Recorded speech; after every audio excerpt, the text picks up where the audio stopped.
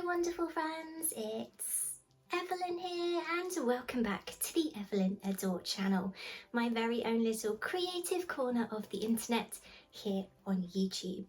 A huge thank you to each and every single one of you for being here. Now my friends, it's probably not too much of a surprise considering this get-up, but yes, the last few weeks have really taken their toll on me, my friends, for reasons that I can't yet speak about, but hopefully I'll be able to share really soon. I am well, but certain things have happened, and yes, I'm trying to take things a little bit easier. But this week is Valentine's Day, and every year I create myself a Valentine's Day dress creation, and this year I'm not about to step away from that tradition. But Valentine's Day now also means something else, because it was on Valentine's Day 2023 that I was diagnosed with cancer. So Valentine's Day is a little bit of a double-edged sword now, so it's even more important to get creating, because in times of strife I really do seek solace in creativity, and that's exactly what I'm hoping to be able to do this week. So taking inspiration from last week's video on the fabrics of velvet and velour, if you didn't catch it, I'll pop a card above. I'm going to use one of the gorgeous stretch velvet fabrics that featured on that video to create this year's Valentine's Day dress. Really excited for this dress because I've been wanting to create it for quite a while.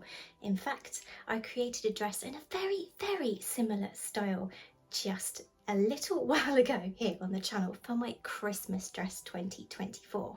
It's going to be exactly the same style, my friends, a trapeze style dress that is cinched in at the waist with a waist tie. But this version, my friends, I'm going to use set in bishop sleeves, one of my absolute favourite style of sleeve. So my friends, without further ado, let's get to creating a Valentine's Day dress for this year, and also kill two birds with one stone, because shockingly I don't have any black dresses in my wardrobe. So let's rectify that now. Come on, let's get to some creativity, my friends.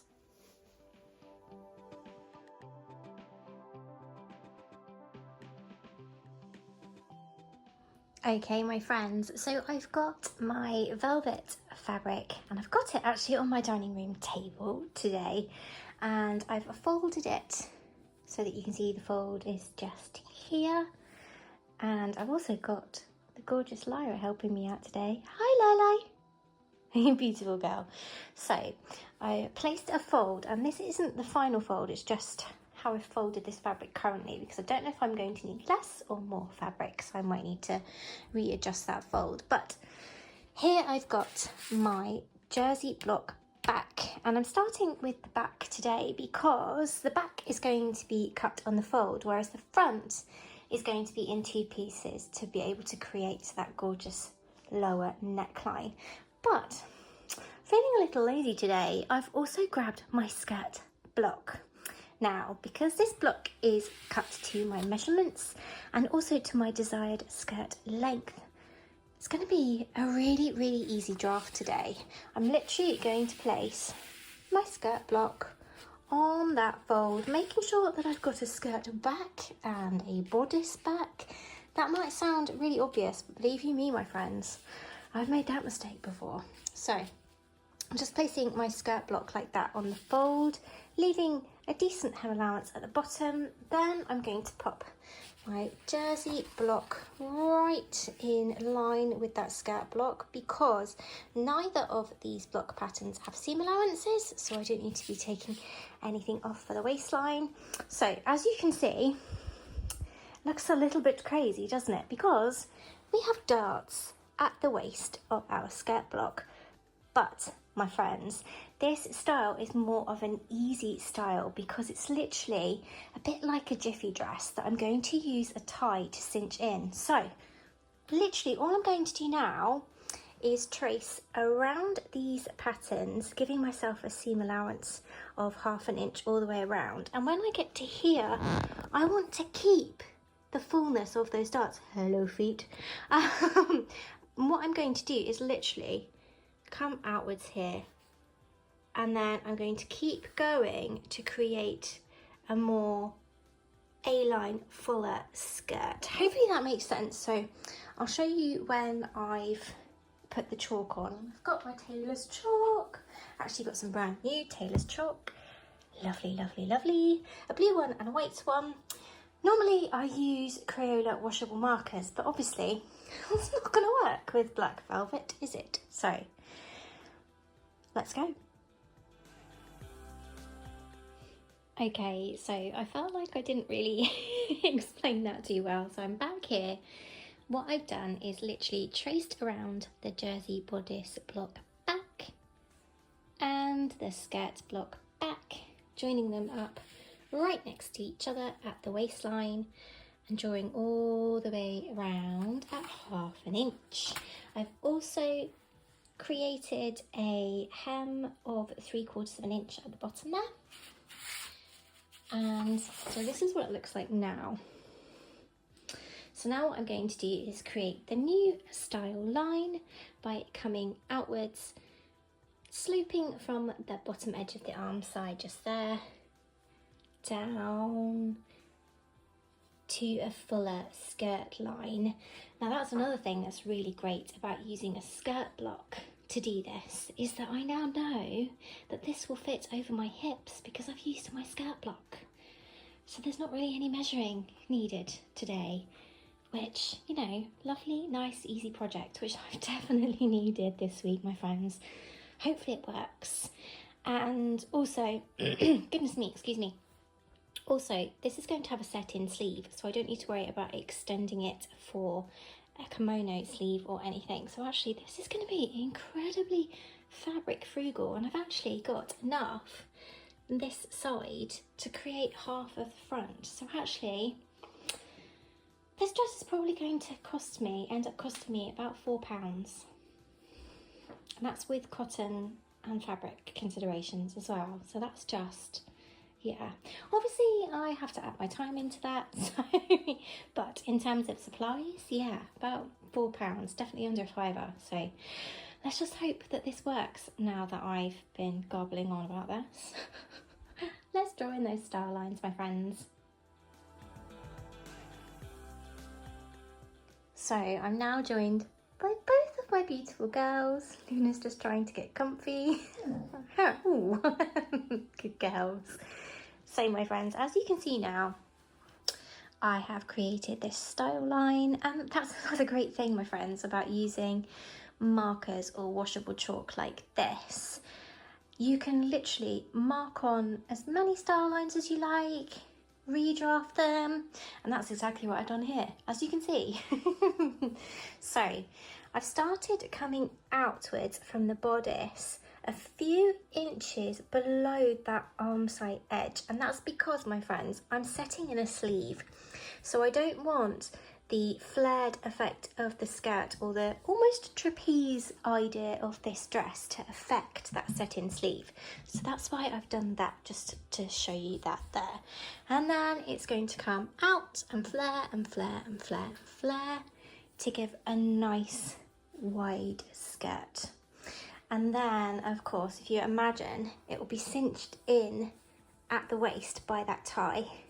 And it's not actually that many inches extra on my waist, but it will still make this super, super comfy to wear. And tell you what, my friends, there's never been a more needed time for something comfy, let me tell you. But I just want to feel nice when I'm wearing something comfy. Wait, I've got to show you this, you can probably hear it. Are you okay, Lyra?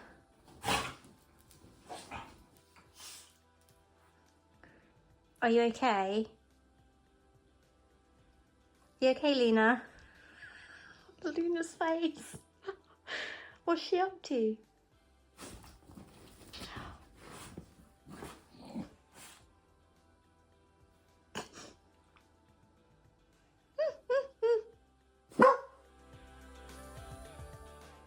Alright, so I've repeated the same process that I did for the back, for the front, but this time my fabric is in a single layer because I'm going to create that sloping neckline. So I've literally placed my pattern pieces on the fold. You'll notice that these are upside down.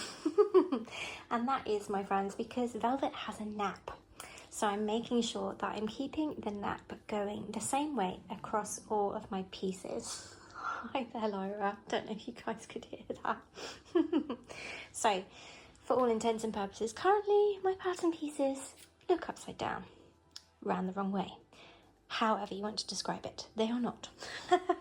So, there we go. And once again, I have traced around them with a 1/2 inch or 0.5 of an inch seam allowance round, and I've also plotted my apex, which is going to help me when I craft that style line for the neckline.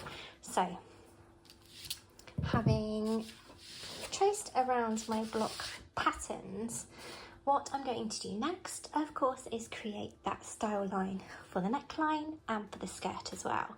I might also use the back piece, which is here, to draft that, to make sure that I have at least the same fullness on the front of the skirt as the back, if not more. I think I can probably get a little bit more fullness on the front. Let's see, my friends. Okay, so style lines on the front. So as you can see, I've come out once more from the arm side down to create a fuller skirt, making sure that I've got some distance between where my hips would be and where my waist would be. You can see there is a fair distance on the front, and that really helps as well if you are more of a busty shape. That can really help. And because I've got such a curvy arm side here, I haven't worried too much about coming down and interfering with it because it's kind of sloped already. So I'm not worrying too much about that. I have then traced from my apex point out to the seam allowance, and I've come up by 1 inch to give the base of my new neckline. I've then come in 1/2 inch from the edge of the neck there and just drawn a new style line in. So that's what my front piece is looking like. So what I will do is cut that out and then literally trace around it to create my second front. Obviously making sure to make a mirror image rather than cutting 2 lefts or 2 rights. Yes, my friends, I've done that before. Let's not repeat that today. Dress fronts and backs cut out. It's now time for sleeves. So I've grabbed 2 sleeves here. Firstly, the jersey sleeve block, which is created to my measurements, but also the bishop sleeve that I did create right here on the channel, my friends. It's been used for quite a few projects here on the channel, including my jumpsuit inspired by the Glass Onion Knives Out movie and my 40s lounging pyjamas too. Those are just 2 that I can think of, but I'm sure I've used bishop sleeves more times than that. So I've grabbed this as well, and check this out, my friends. Not long enough. One of the most important things to do, my friends, is label your pattern pieces. Firstly, with what they are, if they have any seam allowance, and if you need to make any adjustments. Like this one, apparently I need to add 4 inches. So I've also grabbed my jersey sleeve block as well, just to compare the 2, because the bishop sleeve isn't designed for my jersey block. It's actually designed based on my original, just normal everyday bodice block. But looking at it, actually, it's pretty much fine. So I am going to use this bishop sleeve pattern, obviously adding the 4 inches on. But it's always best to check, my friends, and make sure that your patterns are going to work. It also saves you a lot of hassle when it comes to finding out that there's an error and needing to redraft things or recut fabric and things like that. So yes, I always say to measure twice and cut once, just to be a little bit more prepared. Anyway, I'm blethering. Let's cut out those sleeves. So the dress pieces, front and back, are cut out, and the sleeves, and I also cut out some 6.5-inch wide strips to create a waist tie, and also some little simple cuffs there so that they can be attached to my bishop sleeves. And my friends, check this out. So I had 2 meters of that absolutely gorgeous black stretch velvet from my friends at Night and Fabrics. This is how much I have left. That's it. So this dress will literally have cost me under £5. So now it's sewing time. Hi Lyra. Luna's still asleep, look. Hi Lyra. Hello baby, hi. Oh Luna, you're getting attacked by a cushion. There you go. Oh sweetie, hello. My beautiful babies. Hi Lyra. A wash. Hi Luna. Both having a wash. Okay.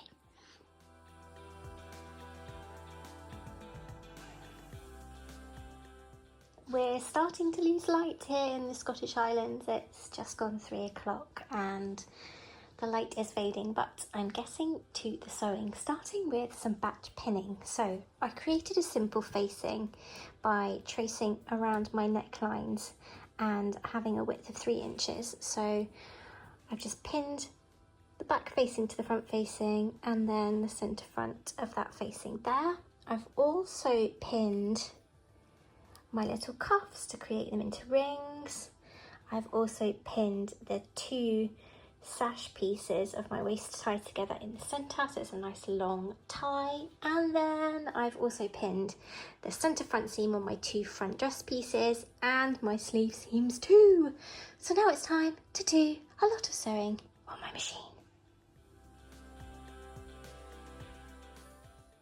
The facing is now sewn and I've created my 2 little cuffs. They're so cute, and the sleeve seams are sewn, and I've also taken the opportunity to, while I was at the machine, at the same time as sewing those sleeve seams, to run some long length gathering stitches along the cuff edge of the sleeves, so that I'm going to insert these next. I find it so much easier to insert cuffs into sleeves before inserting the sleeves themselves, much easier and less bulky. I have then done that seam, the centre seam on my tie. This just needs folding in half and stitching, and then the front of the dress that's now had its centre front seam sewn needs to be sewn to the back. In all honesty, friends, this dress is so incredibly quick to sew, which is one of the main reasons I love this style.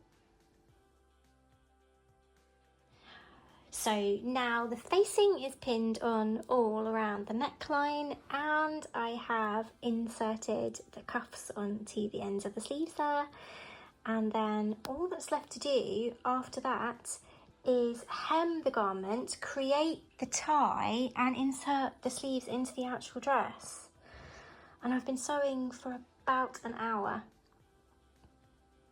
So yeah, lovely quick dress. Hello girls!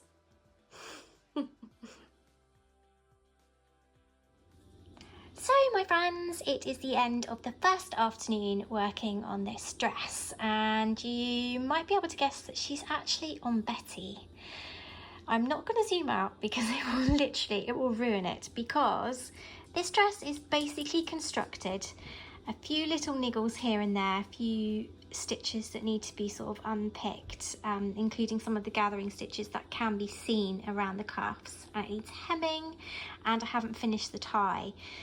Full disclosure, my friends, it is Tuesday when I am making this dress, and Valentine's Day is Friday, and it's also the day that this video is supposed to be complete and up, ready to be uploaded for midnight. So I am so behind. I'm normally incredibly organised, but this week has been really difficult. We had some quite shocking news on Monday. I'm hoping to be able to share that with you at some point, but definitely not at the moment. But fingers crossed, my friends, that I managed to get this dress finished tomorrow and some footage of it too. But it might end up just being on Betty for now because my mindset's in a really, I'm not in a great place. So anyway, I'll see you tomorrow.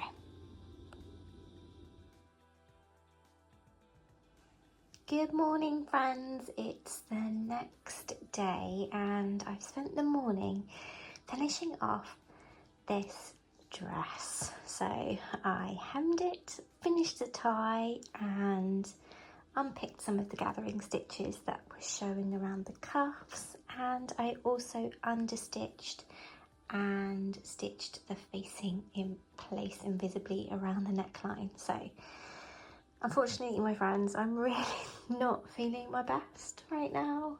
I will get some reveal footage of the dress, which is here on Betty. Hopefully soon I'll feel up to getting some captures of me wearing it. It fits really lovely, really nicely, and actually I love this dress so much. It's really, really classy, and yeah, it's turned out even better than I imagined. So without further ado, here is the reveal and my lovely Betty.